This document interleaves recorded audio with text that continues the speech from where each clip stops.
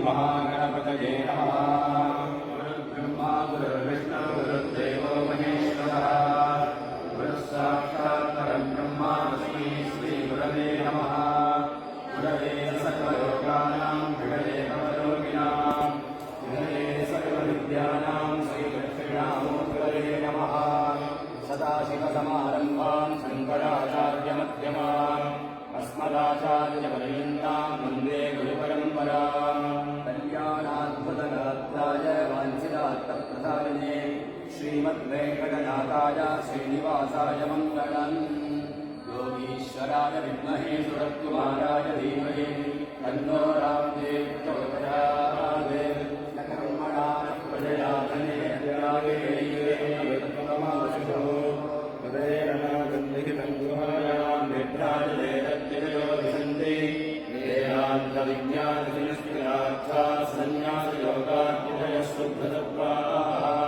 ते ब्रह्मलोके तपरान्तकाले परामृतात् परिमुच्यन्ति सर्वे।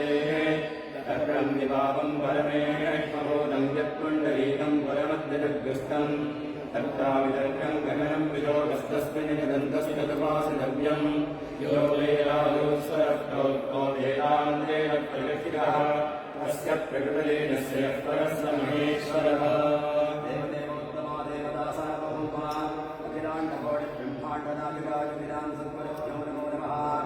अद्यदिने विशेषदिने अष्टम संवत्सर अभिषेक विशेष पूजा हवनाख्यं च विशेष मूलमन्त्रहवनाख्यं लक्ष्मीवल्लभ महागणपतिपूर्वक आदित्यादि नवग्रह देवता आवहन्ति देवता गुरुमूलमन्त्रहोमेन आयुर्देवता प्रसादेन सर्वाभीष्टसिद्ध्यर्थं सर्वेषाम् आश्रमस्थापकानां पोषकानां परिपालकानां सर्वेषां भक्तमहाजनानां च वेदपाठशालासु शिष्यानां च सर्वेषां सहकुटुम्बानां परे परे आश्रमस्य अभिवृद्ध्यर्थं सकलशत्रुविबाधानिवृद्ध्यर्थं सकलदृष्टिविबाधानिवृद्ध्यर्थं सर्वमङ्गलप्राप्त्यर्थं सर्वेषाम् अन्योन्य ऐक्यमत्यसिद्ध्यर्थं परिपूर्णगुरुकृपाकटाक्षसिद्ध्यर्थं अमीशगुजाम्बिका समेत श्रीगुणाचलेश्वर परिपूर्ण आशीर्वादसिद्ध्यर्थम् अद्यदिने विशेषपूजा आराधनाख्यं योग्यता सिद्धिं भवति अनुग्रहाण।